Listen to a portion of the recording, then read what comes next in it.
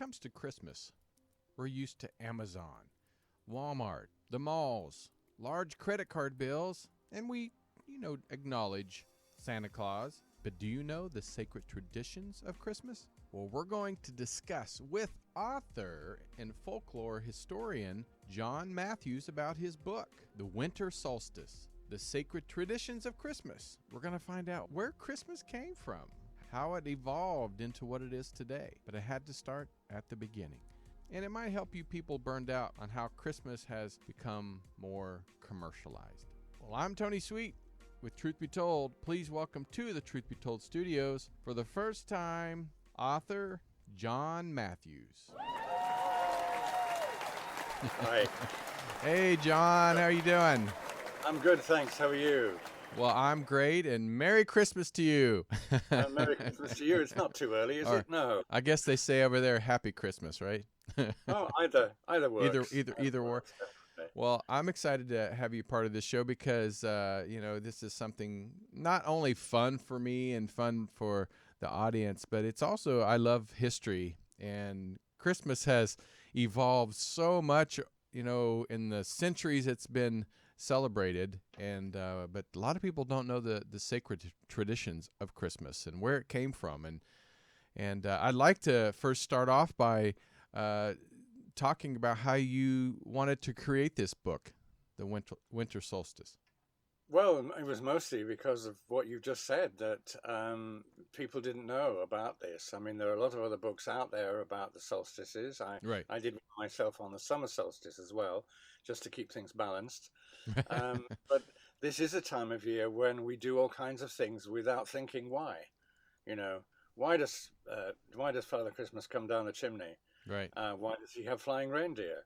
Why are we celebrating the birthday of one god when there are at least 5 others who also have birthdays on this day? Why do we do so many things? Why do we put up a Christmas tree? Why do we put up greenery? All of these questions had interested me as a folklorist. I'd studied them all. And I thought, well, maybe a few other people will be interested. So, along came the book. Well, I mean, I'm glad you did this too, and you're right. You're mentioning all these different things, and I just know through some of the other interviews I've done over the years that a lot of what Christianity, when they think it's all about Christmas, well, a lot of it came from paganism, and which I find so fascinating. But let's take us into the time machine. Let's go back to where Christmas began, or at least the thought of Christmas and Santa Claus and all this. So where did it begin? Well, probably realistically with the Stone Age. Really? That far back? Well, because the most important thing about it is the lighting of fires. People from the very earliest time, our ancestors, once they discovered fire, knew that it was important. Without it, you died. Simple as that. You needed to keep warm. So fire was a very important and a very sacred thing. And so the fire, the most obvious fire to those people was the sun. So when they looked up at the heavens and they saw the sun, they didn't know, of course, anything that we know now about that. But they realized there was something important about it. And so they celebrated it by lighting fires. And the fires that they lit round about the winter solstice were, in a way, to call out to the sun. I like it. It was to call out to the sun and say, come back, don't desert us. Because in that time, I think a lot of people probably thought, it's gone, because it gets lower and lower and lower in the sky. The days get darker for longer periods. And you find yourself thinking, is the sun ever going to come back? So what can I do to encourage it? So, of course, there were sacrifices, mostly animal. But most important of all were fires. The bigger the fire, the more likely the sun, the god of the sun, was likely to see you down there in your little tiny pinprick of a planet and come back and shine your light on them again and keep them going. That's fascinating. You would never think, Christmas began with Stone Age and fires. Exactly. I mean, it's nothing like what we now recognize of Christmas, but I would say as much as, let's say, 70% of what we celebrate and do all the time at this time of year dates pretty much from the 19th century, or Right. maybe the 18th at a pinch. But everything before that, the really powerful underlying things, are much, much older. Right. Um, I mean, from the Stone Age, of course, you jump forward through the great civilizations, the Persia and Rome and Mm-hmm. Greece and all of that, and each of them adds something to that. I mean, we're used to celebrating the birthday of Christ, Right. but in fact, we could equally be celebrating the birthday of Mithras, who was a Persian god worshipped by the Roman legions, who was also born on the 25th in a cave surrounded by shepherds. Really? I think that is an interesting thing in itself. I mean, Christianity borrowed a lot to make its own story. And of course, you can say that the actual story of Christmas fits very well into the mythology of earlier times. But somebody recognized that. Some people recognize that. So, as I say, we could be celebrating Mithras, Attis. Um, we could do Horus for the Egyptians, Dionysus for the Greeks, and then overall there's the one called the Unconquered Sun. So And that was a very nice image of Mithras there, that was slaying the beautiful. bull. The idea of he was that he was sent down to Earth to slay the great bull. Yeah. And when he slew the great bull, by, as you saw in that flash there There you of go. him cutting its throat, its blood went into the earth and made the earth healed and able to give forth all its goodness. And there's also a story in some of the mythology that Mithras also died and came back to life. So you Hmm. have a lot of parallels with the much more familiar figure of Jesus Christ. So it's just one of the big layers, if you like, that we borrow from quite unconsciously. A Wow. Roman would have recognized that what you're doing is, oh, you're celebrating Mithras, great, you know. So we just keep on borrowing things through time. I'm actually almost stunned by that. So, wh- okay, let me try to word this correctly. So, Mithras was really this story was already there before the story of Christ, correct? Yes, quite a considerable time before. It would have been at least 200 years BC. Wow. Came out of Persia originally. He was a Persian god, and the Romans adopted him, and the legions especially, and they went through some very rigorous kind of initiation ceremonies over several years until each one of which had a different name. Right. So they'd be called the Crow, they'd be called different things, and then finally they'd reach the point where they were fully initiated into the mysteries of Mithras. And these went on everywhere. I mean, wherever you go in the world, if you look at Roman ruins, you'll find somewhere a temple to Mithras. Oh, I don't want to jump too far ahead, but I'm trying to make the connection of the story of Mithras connecting Christ, and then all of a sudden Santa Claus and Christmas. How did this all combine? I mean, that's where you're like, wait a minute. There's a lot of stories that are added to one day.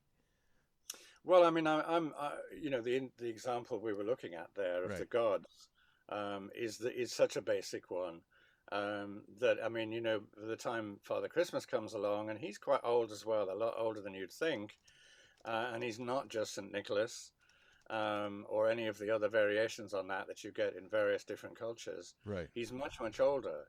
He is, in fact, was almost certainly a shaman Hmm. from the very earliest times. Because you can get stories.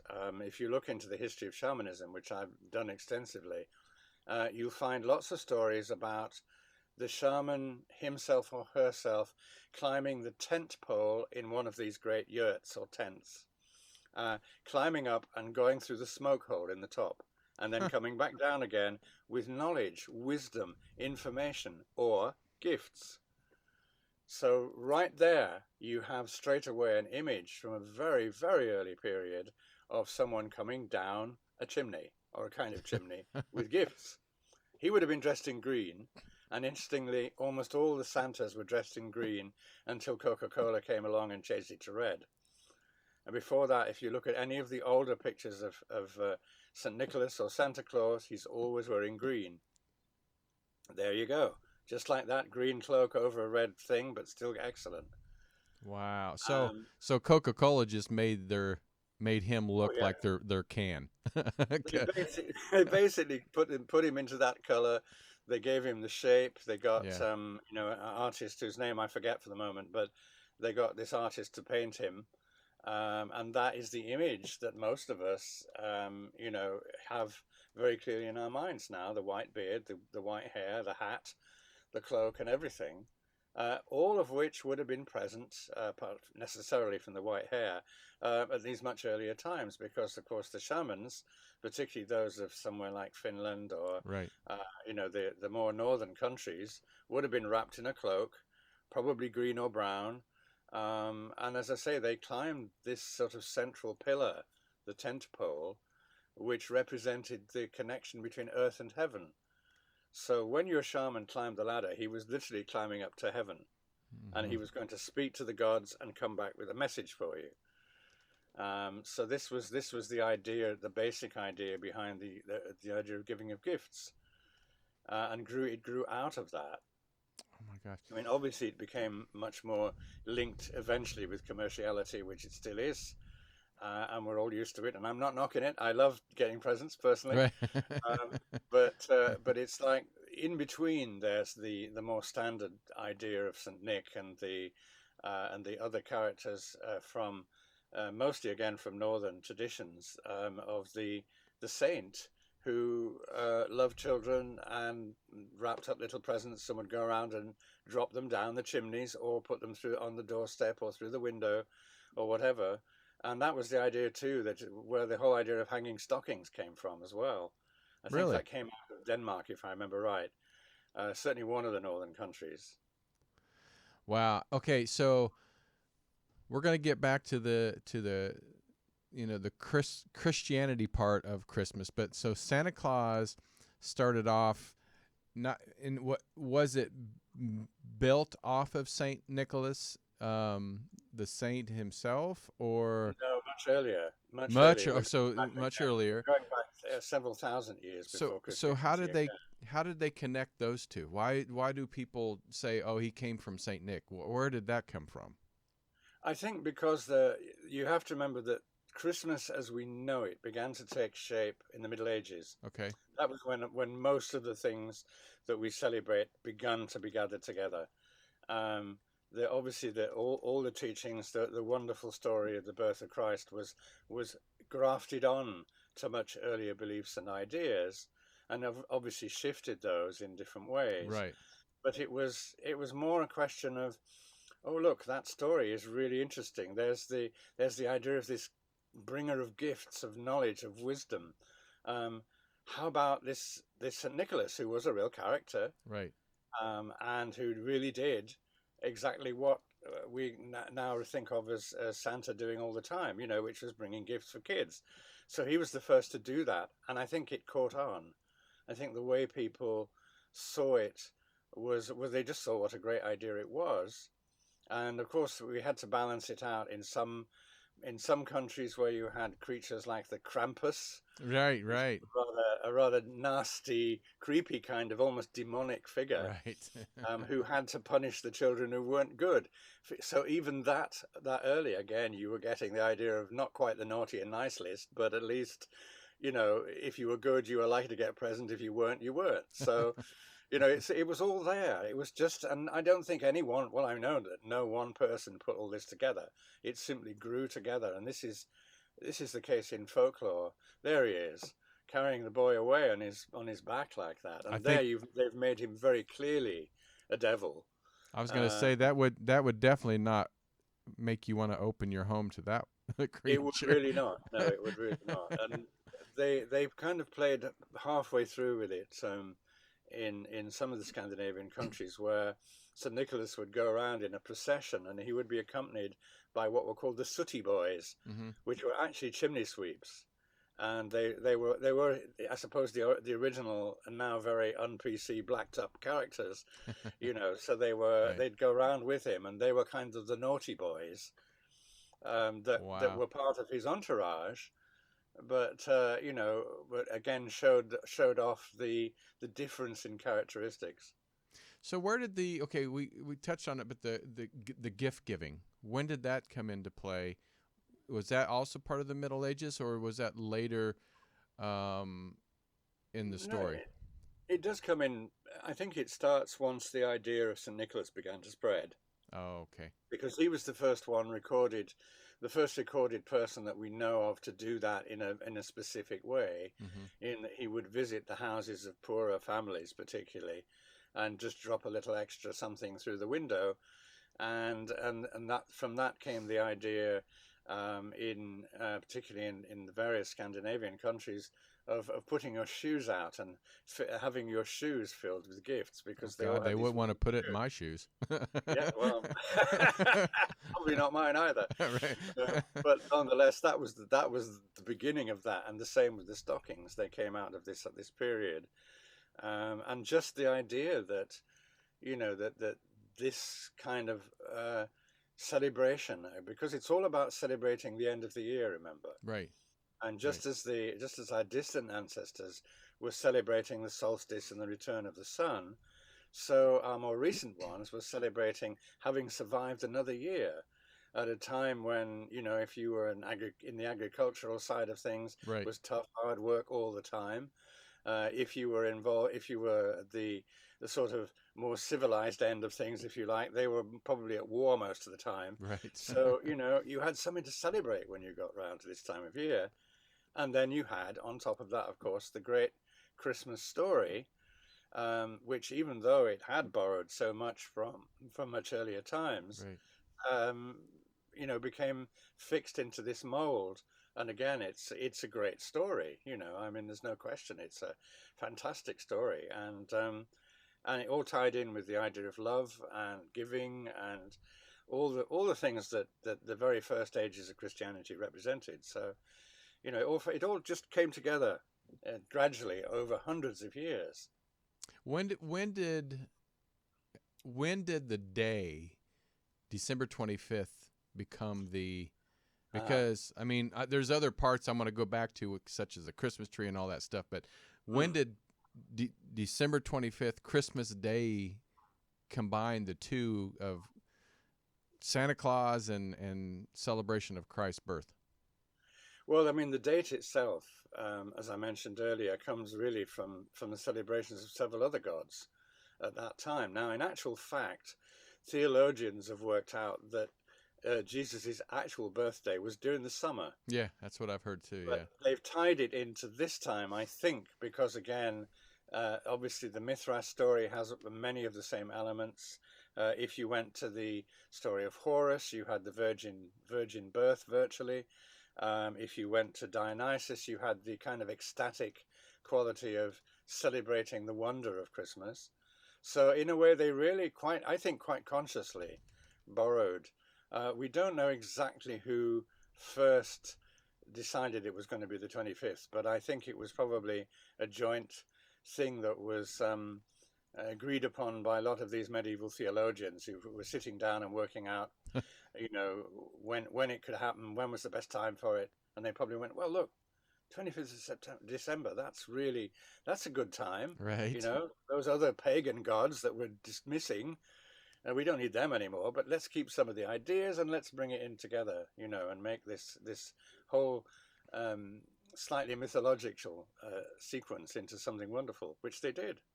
Why didn't they choose? I mean, there may be another celebration there, but why didn't they choose December 21st, the winter solstice?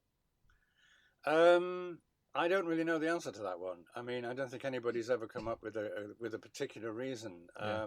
There's been a lot of calendrical movements since then. Remember, we have Right.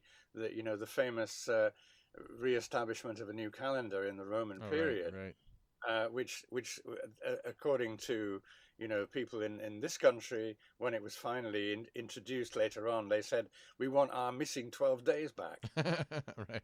And those missing 12 days are very interesting, because 12 those days of intercalary Christmas. days, Yeah. as they're called, are in fact the 12 days of Christmas. Yeah. It would have been 14 actually, but we didn't count Christmas Day or Christmas Eve. Oh, So, okay. therefore it's 12 days after that, leading up to Epiphany. So all of that is, and each of them has its own connections. In the book, I I wrote out ideas for people to celebrate each of the 12 days if they wanted to. We've always done it here. And I like to think there might be a few people out there who are celebrating Snow Day or Greenery Day or Right. whatever, just to keep the spirit going, you know? I love that. I love that.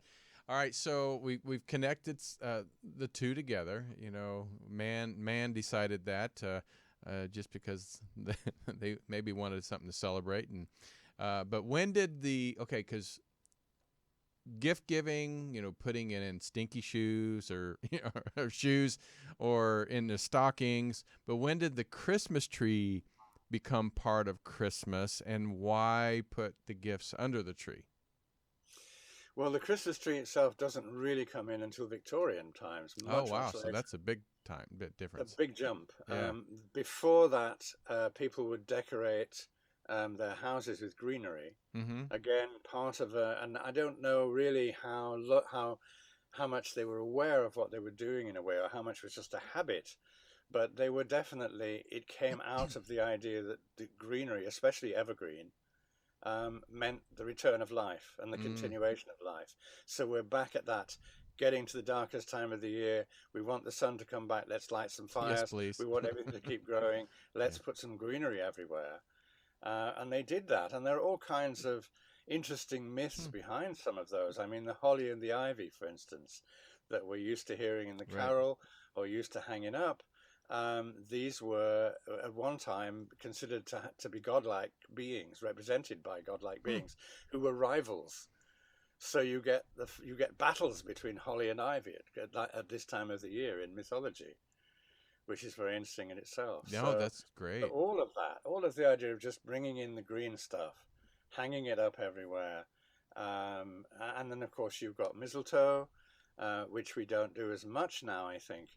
And the whole idea of the kissing bunch and all of that came out of Druidry, which again is Hmm. much earlier than Christianity. The Druids Yeah. celebrated the power of mistletoe Yeah. because they saw it as representing male fertility. I don't know whether you want me to go into detail on that or not, Yeah, but please. No, I'm interested now because I've never honestly thought about where the mistletoe came from. That's well, I mean, interesting. mistletoe of course, grow. It's a parasite. It grows on other trees. Right. But the Druids used to cut it at this time of year, and they had to cut it with a golden sickle, and they mustn't touch it with their hands, and it must not be allowed to touch the ground. So they had someone would stand under the tree with a cloth, and someone else would climb the tree with a golden sickle and cut the mistletoe, and it would be caught in the cloth, carried into the house, and then hung up in a bough called the golden bough. And the reason that the Druids felt so strongly that it was sacred was because they saw the white berries as like semen. Oh, And so they really? thought this is a representation of the male power. Not the Wow. red berries of the holly, but the white berries of the mistletoe. Let me see if I can find the. Yeah, Oh, you here we had go. I someone. found it. Ah, that makes sense. Okay. I Yep, see it. yeah, you can see the thinking there. There you go. There you go. We have one just like that in our house every year, and we keep it, and it stays up until the 12th night, Mm-hmm. and then we take it and hang it in another place where it stays all for the year. And Hmm. then when we come round to the next time to get it, we get some fresh ones and we burn the old ones. So we're still doing a sacred action, which I think is the way it was done then as well. Did the when it comes to the Christmas tree itself, the decorations, of course, that kind of makes sense. You know, it's like, okay, now we can put up some. We'll decorate the tree as we're decorating inside the home. But the star on the top of the tree, I'm assuming that's the Star of Bethlehem. Yes, Bethlehem. I think Yeah. so. Yes, I mean that. although it might have been considered to be, the star of renewal again, Yeah. because even our distant ancestors realized that the stars meant something.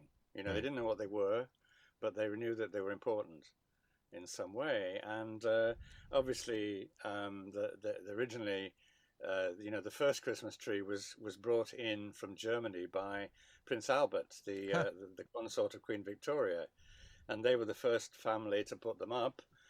And of course, in those days, no electricity, so they put lighted candles on the tree.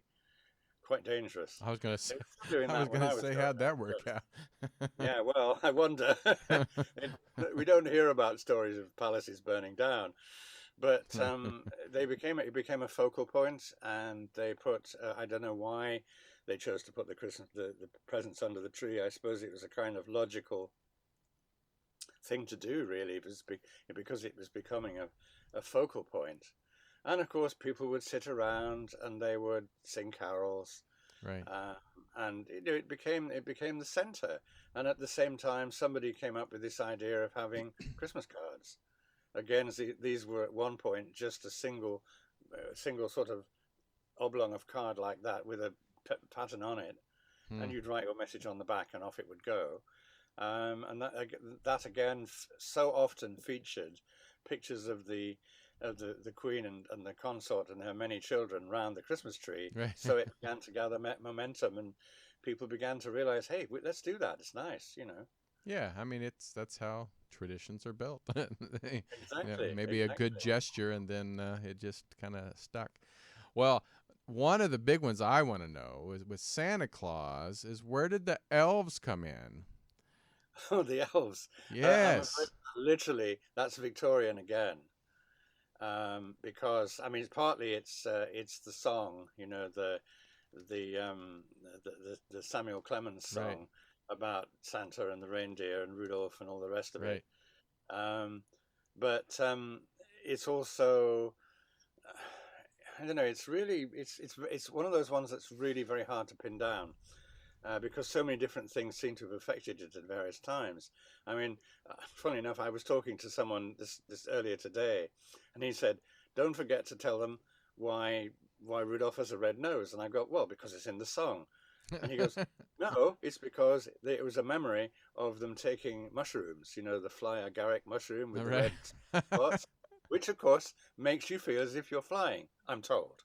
Um, so, you know, I think that probably had something to do Huh. with why that happened. But the elves, well, the elves again come mostly out of the northern tradition, because, like all the fairy traditions, a lot of them Right. come out of those particular countries. And I think that I may be wrong on this one. I won't put my entire reputation online by saying this is true, but my memory of it is that at some point, the whole idea of, you know, if Santa had to bring all these toys, they must get made. Right. Therefore, he had to have a workshop.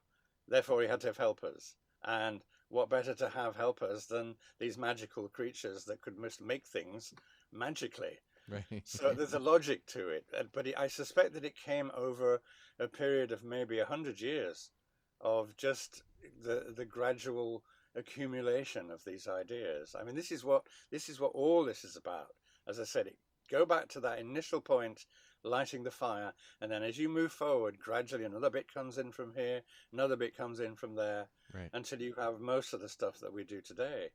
So who was first, the elves or the reindeer and sleigh?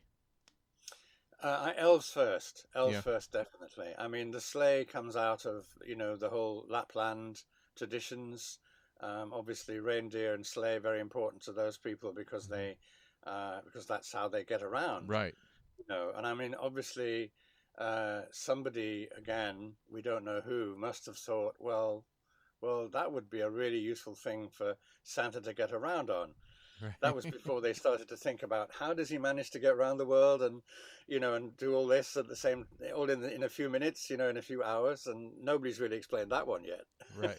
except by magic, of course. I was gonna say, and then the flying, of course, that probably came into play when it comes to thinking about how he got around the world quickly. Yeah, you'd have to really. I mean, there's a logic to it, you know, that you can't always put your finger on exactly where an idea came from. But you can see it emerging gradually. You know, you'll see and as I say, the song, you know, the Rudolph the Red-Nosed Mm-hmm. Reindeer song, which of course became the anthem for Coca-Cola as well, and became involved in their advertising. It's got all the things. We know the names of the reindeer. We know that he carries this big sack and that he gets down chimneys, and all of that's in there. Even the ho ho ho is in there. But I think before that, ho ho ho simply comes out of how do you urge reindeer on? You go ho ho ho. So suddenly it's become his cry, So this was like Victorian age when the elves and also the reindeer, but Rudolph didn't come in to play right at first because it was probably just Dasher, Dancer, and Prancer and Vixen, all the others. Is that correct? Because a lot of times I see just 8 tiny reindeer, but then here come Rudolph being the ninth to lead the way. No, that's all from the song. It's all from the song. Just from the song. That's where it came up. Yeah.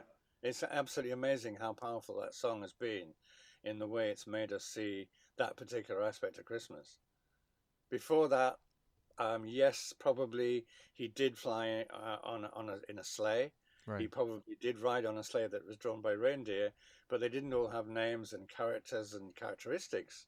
I mean, I read somewhere that the guy who wrote that song, I said Clemens earlier, but I think that's wrong. I can't remember now who did, but he wanted to name them all because he wanted to give them individual characteristics. So he came up with those names.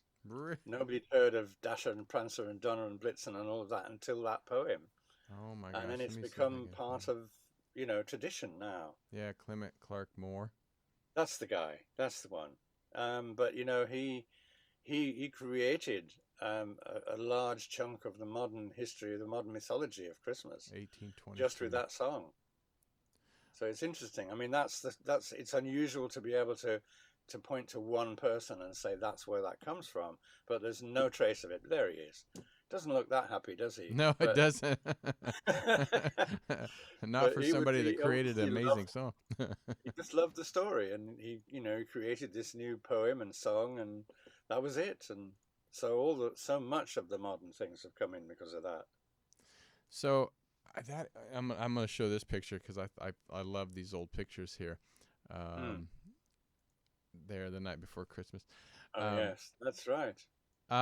So you said something about they sat around and sang Christmas carols. What would be?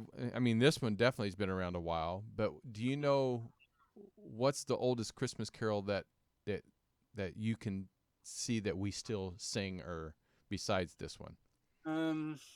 Well, I mean, Silent Night is quite early. That's 17th century. Sorry. But the idea of the carol is actually medieval. There are a lot of medieval carols that are still sung, but they've usually been given new words to bring them up to date. But the tunes are there. I don't think there's one particular one that you can point to. There are loads and loads of recordings of medieval carols, and a lot of them are the same, as we sing today, and the same tunes, but you wouldn't recognize them necessarily, right? Because in those days, no orchestra, no piano, no guitar, just voice, right? Still very beautiful. So there again comes out, and that comes out of the beginning of the serious celebration of Christmas, which, as I say, at the height of the Middle Ages, where you had these huge feasts, the idea of bringing in the boar's head, the boar's head carol, which is a very early one as well. That's from here in Oxford. We still have one of the colleges here. They still bring in the boar's head and process it around the table and sing the song and everything. So that's been kept going. But yeah, there are many others. There are many others that date from a much earlier period, although most of the ones that we tend to sing every day, mostly date from the 19th century. With one thing that we talked about, you said Santa Claus could have been a shaman, but we also talk about magic, which would be a warlock, I guess, a male version of a witch. Would you say that could be true? And I'm surprised because of the magic that Santa Claus brings. A lot of times Christianity doesn't look at magic or psychics or any of that type of stuff as being part of the Christian faith. kind of Yeah, I mean, contradicts. actually, this is one of those. This is one of those things that it would become very easily a head-to-head clash. I think Right. if they sat down and really talked about it. Right. I mean, obviously, I think the church has had to accept the inevitability of the commercial side of Christmas, which Right. is represented by Santa Claus. But then Santa means saint, so it's Saint Claus. It's Sinterklaas, as Right. it was the original of that, and the original was saints, so it's acceptable for that reason. Um, but again, of course, the two things, the magical side of it. I mean, our ancestors would have recognized that Mm-hmm. because, I mean, what we think of as magic today is mostly commercialized as well. The witches and wizards of today, not exclusively, but quite a lot of them are basically almost. I don't know how to put it really. I'll offend them all, whatever I say. They're kind of being in tune with the time, if you like. Magic of that kind is very popular at the moment. I do a lot of work with tarot and things like that. I've Oh, great. designed a lot of tarots, and so I come across this a lot. Um, but it's like the magic is a way of explaining things you don't understand. Right. And the earliest form of Right. science is magic. You get alchemy, which happens in between when they're Mm-hmm. still invoking, elemental powers, but at the same time looking at the way in which the combination of certain elements creates an effect. So they're the proto-scientists. And so before that, you've got the kind of science which we call magic, which accounts for stuff that you can't account for. Right. So if someone appears and disappears in a puff of smoke, it's magic. Nowadays, we'd say it's SFX, but it's like you see what I mean?